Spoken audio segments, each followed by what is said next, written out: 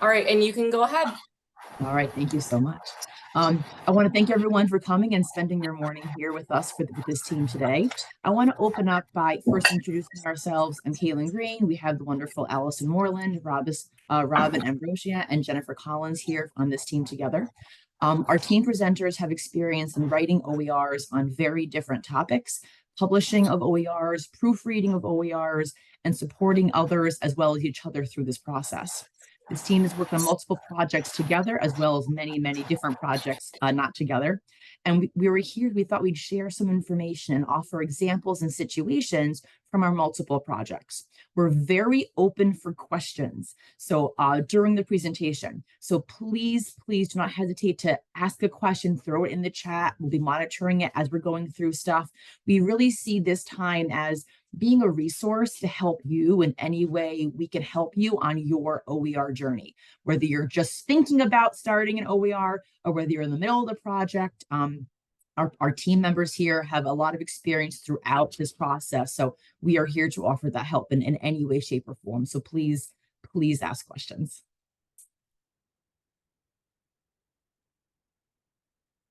So I wanted to start with, where do I start? This was a question that I had to ask myself when I was writing. So I have 2 OERs published. Both this team has helped me through that process in different ways, which was really fun to do. But first, determining the need for an OER. When I was writing one of them, the social justice OER, we were creating a class, and we realized that the textbooks cost a lot for the content that we wanted to dive into for the class. And part of the class was talking about inclusion and diversity and belonging. And we thought to ourselves, well, isn't asking a student to pay a lot of money for a textbook going to limit who can afford to take this class? So we thought, if we're going to be teaching a class about belonging and inclusivity, we need to kind of practice what we're preaching on that, right? So that was kind of the determining the need for an OER for that specific class. So the need for an OER can come from many different ways, avenues. That's where the one came from for one of my OERs. The other OER that I recently published is a group counseling workbook. And the need I determined for that, I actually conducted some original qualitative research by asking substance use counselors what type of resources could help them do their jobs better, easier, more efficiently, help with their time management. And the qualitative research gave me the answer of some type of reference where they could grab a group activity and bring it to their group session versus trying to scramble around and find an activity that no one's done yet or to fill the hour and a half of time. That was the biggest thing for those counselors, is that they didn't have time to create or figure out what to do for group always. So that determined the need for a resource where we could pull a bunch of group activities together, publish it formally, and then give it out to anyone who needs it for free. So identifying how to use the resource will also impact your own and others' teaching practice. So figuring out what you need, how you need to use it, whether it has to be a full textbook, whether it needs to be a pamphlet, a packet, and something to embed in the classroom that we'll talk about later as well. Determining what you need first, that's that first step. What do you need? And then you kind of start diving into, well, what's the information that I need for that?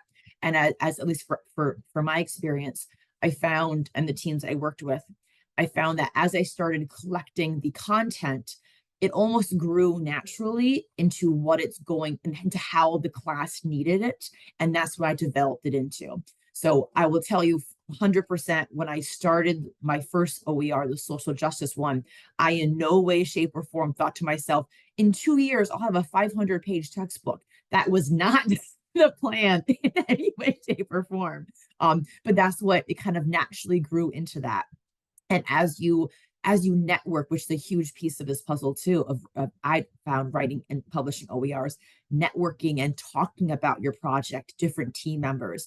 My library has been such a vital piece of both of my OERs and how it grew, how it developed, how it became what it is today.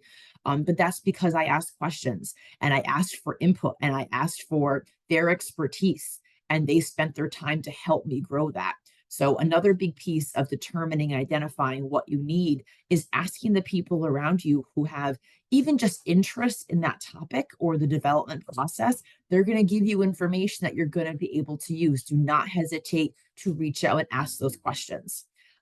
It really it changed from what I had. What my idea was, 4-page packet to that 400-page textbook, which is a beautiful resource now. How grants can help. So I wanted to talk a little bit about, I know the word grant, at least for me, it can be scary, right? It's a lot of work to get a grant, a lot of work to maintain that grant, to show what you're doing with it. But I have two really great examples. I can tell you, I am not a professional grant writer. I am not an expert in finding grants. That is not my area of expertise at all. But again, that networking, I spoke to people who knew what they were doing, and they gave me support, and they gave me an immense amount of help because they had ideas that could support those grants. So by working together, we grew a project from 2 people to about 9 or 10 people to create a much bigger project. So first, back in 2023, my team was awarded part of the SUNY OER grant, which was absolutely immeasurably helpful. It actually gave us the funding to not only write the textbook, but the funding supported part of our team into turning our textbook into online modulars that could be embedded into a learning management system online.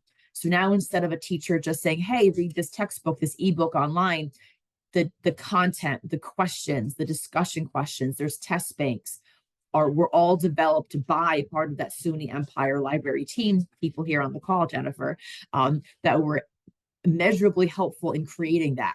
But the grant gave us that option to do that. Without the grant, there would be no way we would have had the money to do that, the time to do it, or the idea to do it. By working with the library, they helped us not only find the grant, but secure that grant. And I give them all the credit for that, because I had no idea what I was doing about that, but I found people who did. And when you bring the project together, people want to be involved in this type of really fun projects, but you got to ask for that help. The Joyce McKnight Scholarship Grant. So for the second OER that I have published now, for the group counseling workbook, I got a piece of the Joyce McKnight Scholarship Grant. And while this was a much smaller scale compared to the SUNY OER grant, but it gave me a little bit of funding to help support me working, or help support me wanting to work in those off hours. So on Saturdays, versus me going, okay, yeah, I can do some writing and enjoy that. That's wonderful. But I also have, I can go outside and read or whatever. Having that little bit of the Joyce McKnight Scholarship Grant gave me some motivation to go, you know what? I'm getting a little bit of funding to work extra hours on this. I'm going to do this. I'm going to get this accomplished. And it also showed my school that the school is supporting me in this project, which also gives you a bit of that confident boost. When we're writing and working essentially for free, creating an OER, that confidence boost goes a really long way for ourselves to keep us motivated moving forward on that project. So by being awarded part of that, I felt needed. I felt that other people saw the value in this project, and that helps you continue to move forward for sure. We have some other avenues for funding.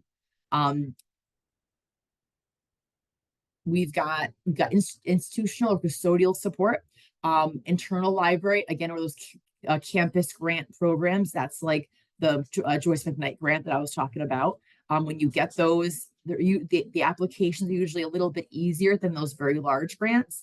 Doesn't mean they're not challenging or difficult, but they're a little bit less stress. And you can do it. If I can do it, you can do it. I promise you that. I am not a grant writer, but I got 2 of those. So we have the SUNY OER services. They are an amazing team to work with, and what I love about them is they're very creative and open to suggestions on what your vision is. Our vision was very, very unique in what we wanted to do, and they were like, "This sounds great, go do it," which is very exciting, and it makes you want to move forward in your project. Of course, there's also foundation and some nonprofit funding resources. The William Flora Hewlett Foundation, the Mickelson 20mm Foundation, and the Shuttleworth Foundation. Does anyone else want to kind of jump in on any of those specific funding resources and share anything else that I may not be giving justice to for those? Sure, I'll hop in quick. So I'm Jennifer. I'm the librarian who was part of this project. So the William and Flora Hewlett, I always do that, Foundation. If you are familiar with PBS or you have watched PBS since you were a child, you have probably heard their name over and over. So if in the back of your head, you're like, where have I heard that? Massive sponsors of public education. Within the last like 5 years, they've moved into a lot of OER support. And they are one of those communities who, in addition to just supporting OER kind of overarching in general, they have started to introduce smaller and larger scale individual grants. So they're definitely an organization to explore. The Mickelson 20MM Foundation, they are the sponsors of OpenStax. So if you're familiar with OpenStax from Rice University, they are the funding organization that kind of pushed that to completion and gave them money for development. And they have also been exploring, as the federal funding you see is a very small bullet at the bottom, as federal funding has kind of been sucked away.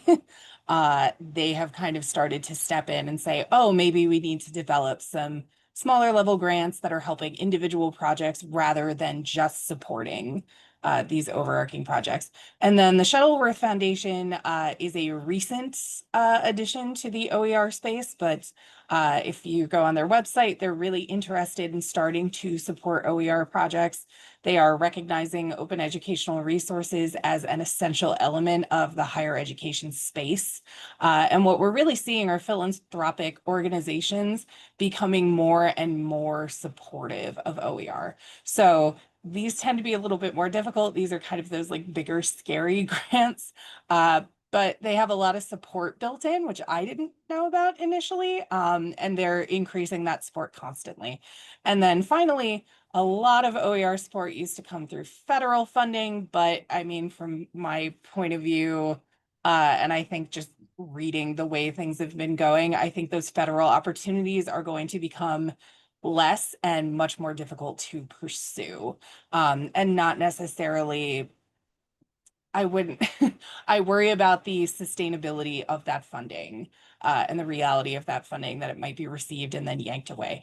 There are also some state educational organizations that will provide grants, but a lot of them are for like elementary, pre-K through 12 education and not so much higher ed. So I kind of left them off the slide. Thank you for that information, Jennifer. Something that I also want to kind of throw out there is when you're looking at these grants, again, we say scary grants.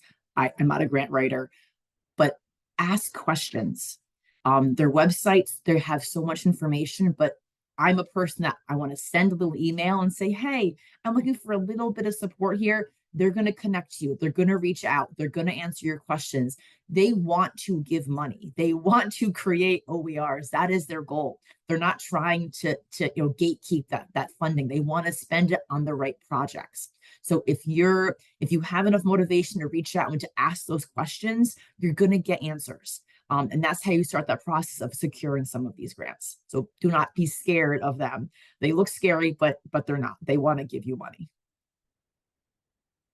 All right, proofreading OERs. I'm gonna turn our project over here to the wonderful Robin, who proofreads and takes care of everything for us, which is so important because I know I am not a detailed person. I am the first person to use spell check, so Robin was so important in all my projects. So please.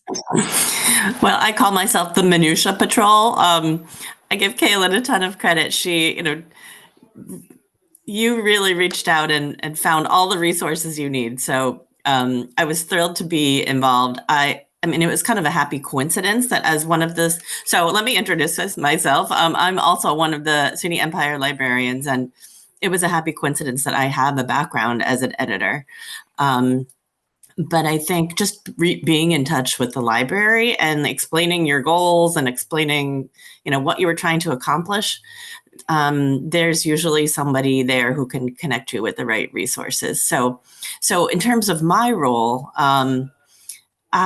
so how do proofreaders and editors get connected? I think my being here was a little bit of a happy coincidence, but the publishers also usually have a pool of editors that they work with. So for your textbook, I feel like I was in touch with someone, or maybe it was for another professor's project, but I feel like some of the publishers have a pretty extensive list of editors that they work with. So that might be one avenue, but I encourage everyone to just reach out to their library, because even if the library doesn't have an editor in kind of my capacity, they may be able to connect you with someone, or they may know somebody who knows somebody who could do minutia patrol on your project. And I have to say that I was very happy for track changes. So like 100 years ago, when I first started as an editor, we lived with Post-it notes and scribbling things in margins, and, hallelujah, we now have like Word, track changes, and Google Docs that track changes. So basically my role was to just make notes, make sure that we have the verb tenses being correct and that sort of thing. Let's see, I'm looking at my notes here. Verb tenses, smooth transitions from one section to the other. For the textbook, so the two projects that I worked on with Kaylin were the workbook, which was super fast and fun, like very hands-on activities, which was great. The textbook was much more involved, and I will say that that's much more similar to what it was like working in a traditional publishing organization, where you have a much longer timeline. Things are chunked out much more in a much more structured way. Like I feel like the OER process was very nice. It was just like as we can all get to it. Kaylin was super speedy in the way she wrote. So she was cranking stuff out. And as she wrote, I was kind of picking things up as I was able to. Where in a traditional publishing environment, it's a little more structured. You have timelines, and, your managing editor is checking with you and saying, like, are you on top of this chapter for this particular week? Where with OERs, my experience, my limited experience, is that it's much more fluid, which is nice for everyone, I think. So tracking changes in real time, Kaylin was able to go in and check my notes, answer questions. Sometimes I'd leave a question and say, does this belong here? Does that belong there? Do we need to mention this in both places? So we're having regular conversations, not only in the document, but also on Teams, so that Jennifer could be looped in for some things where we had questions, like in the bigger context. So lots of back and forth. And I guess my main difference was the timeline. The traditional publishing timeline is a longer lead time with with more structure. The social justice textbook involved much more fact checking. So that I really did kind of chunk it out on my own. And those were much longer, as Kaylin, you were saying, it's a much longer, much bigger chapters. These were like, sweeping historical events and their implications for social justice. So, I found myself going back, I do maybe 3 passes, one just a cold read, one for verb tenses, one, and maybe one for fact checking dates and that sort of thing. So that was really my process. I think I skipped over 2 of my bullets, the publisher pool and the SUNY pool. I just encourage people to get in touch with their libraries. I was sort of part of what I would call the SUNY pool of editors, but there may be other resources. And I know, each SUNY has has an OER department, and they may be able to connect you with resources there. So Robin keeps saying the word publisher, and I think the idea of having a publisher is first of, well, what does that mean? Where do I go to get one? Can I get one if I'm writing an OER? Earlier on in my career, I always thought the publisher meant someone who's, going to be paying me, right, for the textbook. But if there's no money involved, why would someone offer to publish or be the publisher per se? There are agencies, and for example, SUNY Geneseo, the Milne Library, they get grants to be the publisher for people writing OERs. So they did the work, they got the grant to support their writing process. We contacted them. We had to write a proposal. I went through about 4 months of a little back and forth before they accepted our project. But because of that, now we had a quote unquote publisher, and she was in charge of reviewing things, reaching out to people like Robin to get those editors to come in. And it made it so much easier. I mean, if I was on my own doing that, I say we never would have, it would not be the product that it is today without all these people involved. But it also goes to show people are working to get other grants to do the work because they want to. But it's all about starting at your library and asking, hey, I have this idea. Where should I go with this? What do you think? And they're going to give you suggestions on how to get what you need with funding already there, how to get the funding for it. But it really does start with reaching out and asking that question. And props to Jennifer. She really is the point person in the library for that. She has the contacts with Mill, and, so I was kind of a first Kaylin reached out to the library. She was connected with Jennifer. Jennifer has like her whole, tier of resources. And I'm one of those. So I was kind of, several steps down, but having Jennifer and her knowledge of resources was key in the beginning, definitely. Awesome. Yeah, good morning. Thanks everyone for being here. I am the Associate Director for Digital Accessibility at SUNY Empire. I did not work on any of these projects, but I have worked with OER projects in the past. And my group is responsible for really making sure our courses are accessible, all the resources that we use are accessible to students with and without disabilities. We work across the university, so we work with our online courses, but we also work with the public website and other areas in the institution. And I just wanted to talk really quickly about some accessibility gaps. Pardon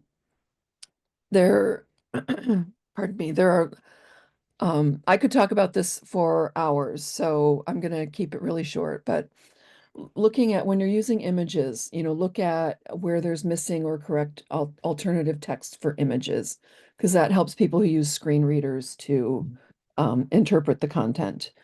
Make sure that any videos you have accurate captions or transcripts.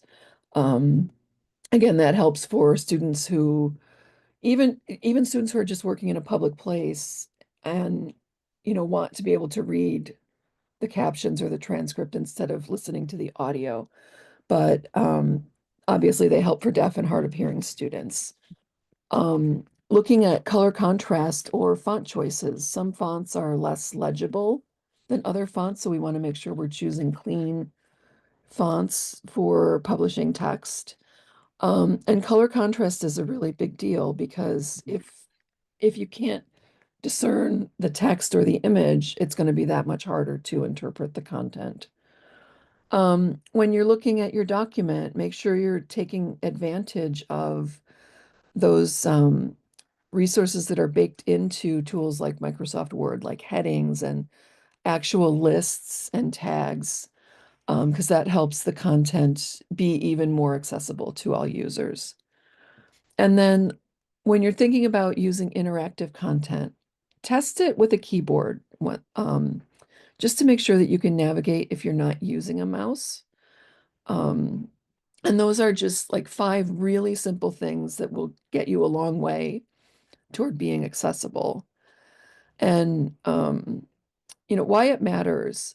I think the biggest point is that OERs are meant to expand access, but if they're not accessible to students with disabilities, students will never be able to interact with that content. Inaccessible OERs exclude learners with disabilities, and that undermines, what we're trying to accomplish, right? It undermines equity and compliance. And accessibility ensures resources are useful to all students. That's one thing that I really try to bring up when I'm talking with people, is that we're not just doing this for the blind student or the deaf student. We're doing this for any student who I will always use the example of, you're a young mother, you just put the kids to bed, and now you've got to watch some videos for your class. Well, you might live in a small apartment and you don't want that noise, so you're going to put on closed captions, and that just kind of helps to translate why we need to do accessibility for all students. It's such a great example, Allison, because it really is the reality of these things are for everyone in different situations. I mean, even just I know as students, I'm coming across the younger generation of students. They say, "Oh no, we watch TV with TV captions on constantly," and I'm like, Mm. "What? Why?" And they're like, "Because it's just easier for me to read it than to listen to them sometimes." And it just Yep. they feel more comfortable doing that. And anything we can do to make the whole learning process more comfortable, isn't that what we want to do for these students? Make it easy for them to understand, to get the content. If we make it challenging, then not everyone's gonna do it. And they've already gone through so much to get to the point of now they're adding reading and watching videos into their already busy lives. Let's make it as easy as we possibly can for them. Excuse me. So how to verify your OER's accessibility? As I mentioned earlier, tab through your content, just take your keyboard and hit tab a few times. And if if the focus is moving and you're seeing what you're expecting to see, then you're probably in good shape. Make sure that images and charts have meaningful descriptions. And what I mean by meaningful descriptions is, you know, images are contextual, right? So if you're putting an image of, say, a mother and a child on a brochure as, to provide an environment of, care maybe for a physician's office, um, that's very different from having an image, of a mother having just given birth or something like that. So the descriptions are going to be very different. So you always want to think about what's the context of where you're using images. Check your captions for accuracy. We use Kaltura, and our platform automatically uploads machine captions, but we always want to check those for accuracy. One thing that I notice a lot is it will misinterpret SUNY, SUNI, and spell it SUNNI. So those are the kind of things that you might want to start looking for. There are a bunch of automated tools that you can use. Ally is built into our most of our Brightspace instances. There's also in Brightspace, they have a built-in web accessibility checker too. And then if you have someone on your campus who can test with a screen reader, that's really the best. I've got 2 people on my team who do a lot of testing with JAWS and VDA, and that really helps us a lot. And then just, I'm sure your campus has accessibility review guidelines or training modules on, how to make your content accessible. And I think the main point here is that choosing or adapting an OER isn't just about cost savings. It's about making knowledge open to everyone. And then, to get help, I'm sure that your campus has a digital accessibility team. There are plenty of resources on the internet.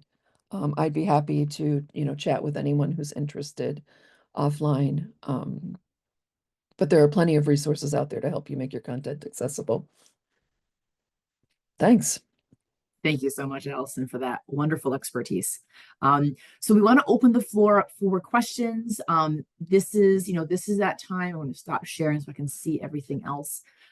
We want to be a resource here for little questions, big questions, directions. We have a team here that has written and been involved in so many different OERs and types of OERs.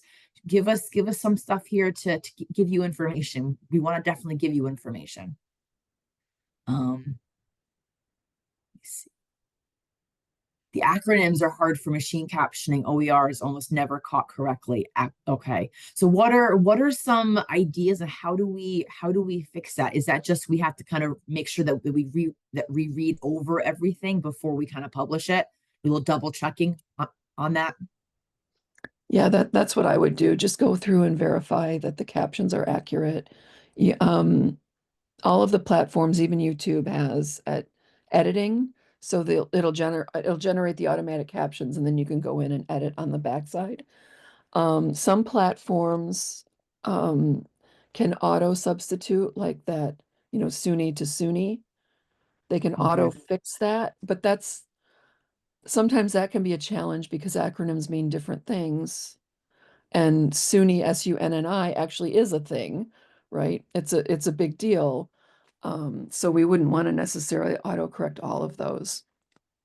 So I did not know that you could edit YouTube captions, Allison. That is so fascinating to me because I see those videos, they're wrong all the time. And now I know that person's lazy. They could have just fixed it. I literally just learned about that last week, but yeah, it's like, it's not a widely shared secret. No, that's crazy. I'll share while we're waiting for hopefully some more questions to come in. I'll share how we're getting the information out there. So you have a resource, you spent time, you spent, possibly grant funding money, you have a team that's created this great resource. But if no one knows about the resource, what was all that work for, right? So the next step is really getting it out there. And when we don't have a publisher who's earning money for this, how are we getting it out there? So one way that I've kind of found a solution for, not a solution, but a way to do this is presenting at conferences. I found that conferences have been eating up my proposals for OERs. People are interested in these. They really, really are. They want to know how you're doing it, what you're doing it on, and they want to share that information. So even if you just have kind of a start idea on something, propose it for a conference that it might make sense for. You're going to be able to talk to other experts about it, people who are involved or interested in those topics. And that's where some of my content also grew, is by presenting it. By also going to conferences, I gathered a nice big Excel spreadsheet of people who were interested in it. And now I have a work study student who is sending out mass email. I'm talking 20 hours a week of just sending emails out and researching who else might be interested in these OERs. But they're putting the work in, and we're getting it in the hands of the people who might be able to use it. And that's a big project in itself. For someone just getting started, how would you recommend we search to see what already exists in the OER areas? So what are some of those? And I learned about this when I was starting this. There are some platforms that house all the OERs I didn't even know existed until I started this process. So I know SUNY OER is one of them. The Milne Library is another one. OpenStax is one. There's one called Merlot. Am I right in that? I think one called Merlot. All right. So there are a couple of platforms that they have funding from other resources. All they do is house and store OERs. So thank you so much, Jennifer. You go to some of these websites and you put in the search bar, psychology, and it's going to give you every OER that they house that has to do with psychology. And then you can read them and determine what makes sense for your class. And one of the beautiful things about using OERs I found is because it's free, you can use a couple of them for your class. Because I've definitely come across where I want to use an OER, but it doesn't cover everything. But I'm like, oh, I only have to use 2 chapters. Then this book has the other 4 chapters that I need, because they're all free anyways. So you're not making a student pay for multiple books. You can pick and choose pieces that make sense for your class. And part of when we wrote the social justice OER, we wrote it in that way, that we wanted people to just be able to take a chapter or 2 chapters if that's all they wanted. So the chapters are written very siloed so that you only have to use what you want if you want to supplement. I also know some professors, they have a textbook that they love, that it costs money, but they said they love it so much.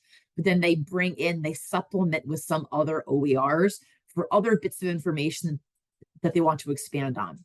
So you can use OERs any way you want because they're free anyway. So don't feel bad about listing 4 or 5 of them on the course syllabus, because the students aren't paying money, so they can go in and read 1 chapter here or 3 pages there, if that makes sense for your classroom.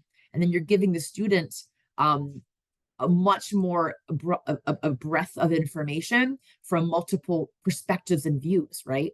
Because when we only assign 1 textbook, that's only 1 or a couple authors' perspectives and views. If we have a couple different books in there, we're getting a well-rounded approach at viewing that content. Thank you, Jennifer, for sharing all those. This is wonderful. people, please feel free to go to those websites, save them, put them on a document so you have them. So that one day when you start this writing process, that I hope you do, you have all these resources. You can also find, just to hop in quick, there, like OER is kind of like a many, I don't know, headed hydra, not in a negative way. Captions complimentary.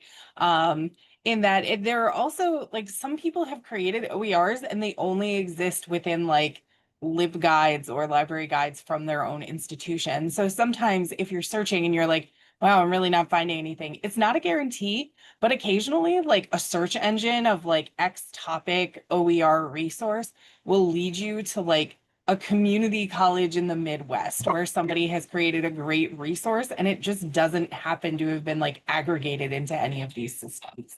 So that's an option too. Like there are some that are just outliers and they're kind of hanging out somewhere, but are great quality. And that's one of the challenges of using OERs, is one of the first challenges is finding them. And so it takes a little bit more work on the instructor's end to find them. But if we find them, they are gold, because people, you think about it, you know, a paid for textbook, someone got paid to write it. That's wonderful. They're getting money for it. But the free ones, that means that author has a real passion for creating that resource because they're not getting paid for it, right?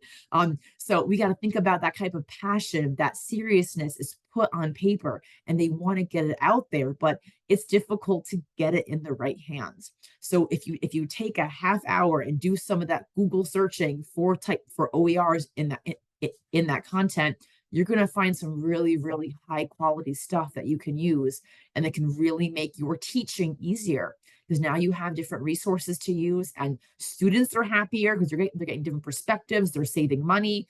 When the students save money, they are very happy students, and they put the work in. So resource sharing, it's so important for us who are open to using OERs.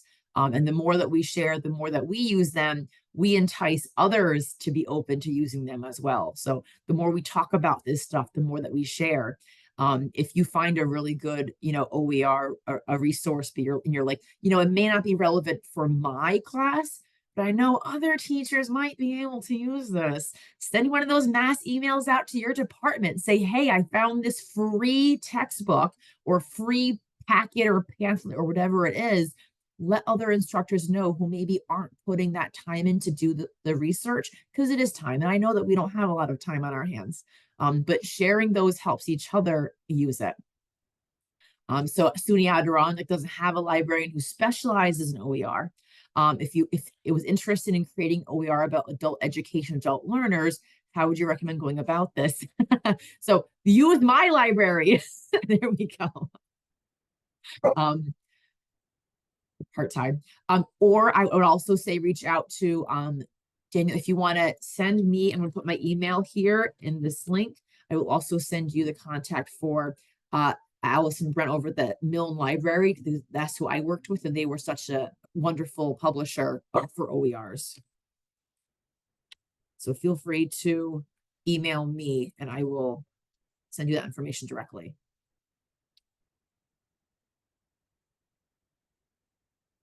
What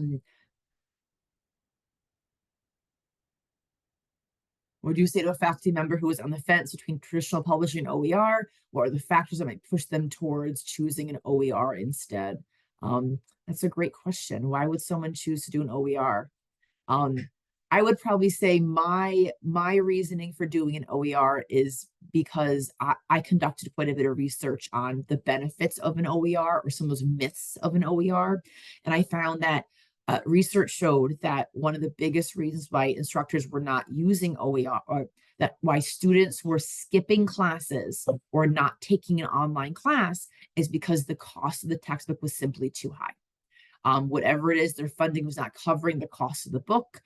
They couldn't afford the book, so they were not taking the classes that they needed, or taking the class and then not reading the content, so they weren't doing as well in the class as they thought they could have done, or they were taking a different class that they weren't really interested in, but it met the requirement and the textbook was a much lower cost.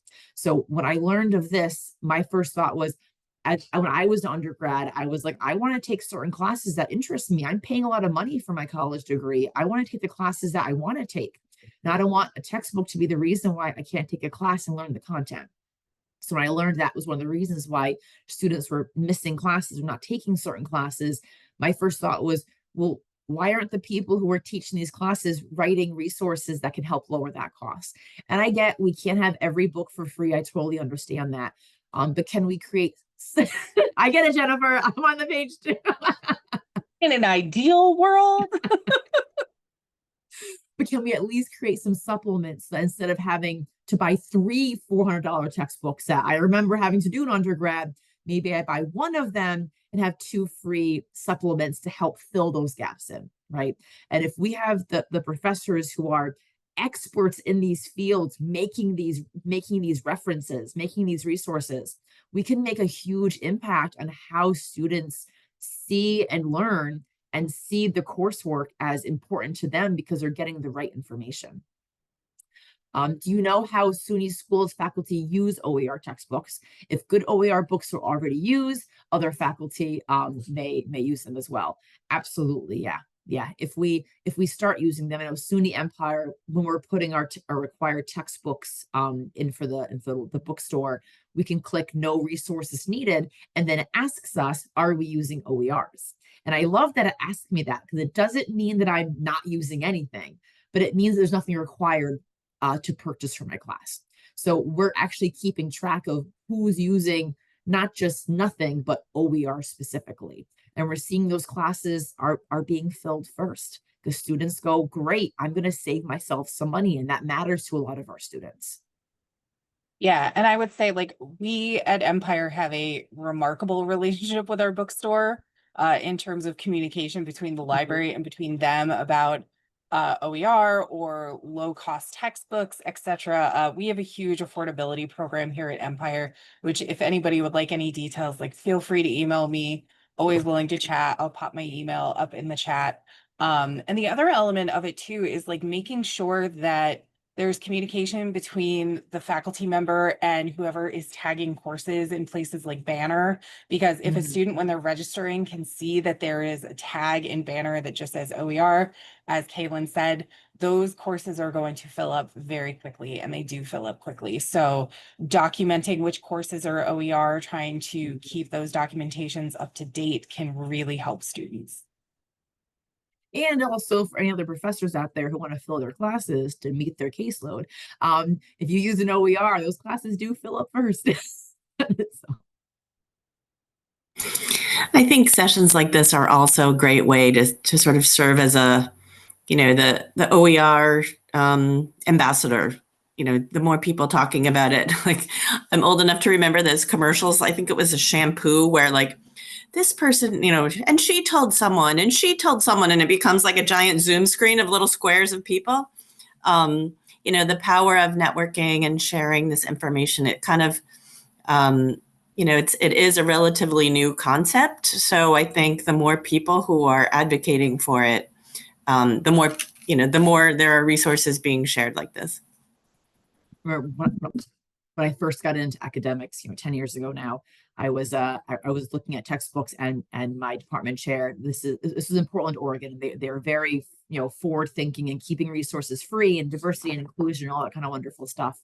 And I found a textbook and I said, hey, I think I want to use this one. And 2 days later, he wrote back. He goes, yeah, that's great, but here I found something that has all the same content, but it's free. And I was like, well, how is it? I don't even know what that means. How is a book free? And he educated me on what an OER is. And I was like, oh my God, this is the coolest. I had no idea. But if we don't talk about it, the people who do know about it, we have to talk more about it. As the people who don't, there are people who just don't know it exists. I thought of myself as a very, forward-thinking person, but I simply didn't know there were free textbooks that existed out there. So I didn't know to look for them until someone told me. So we got to talk about it. Yeah, for sure.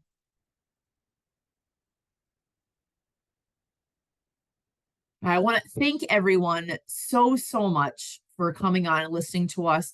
Hopefully you have some new information either for yourself. Hopefully we've sparked some interest in starting your own OER project and reaching out to us so we can support you in that. or information to share with colleagues who maybe they've talked about something. You're like, I went to this presentation. It's actually very doable. If you thought you couldn't do it, you definitely can. You can do it. You can do it. I promise you can. If I could do it, you can do it. So start that, get it started, reach out, start your idea, and create something beautiful for the world to help our students. Yeah. Great. Thank you so much.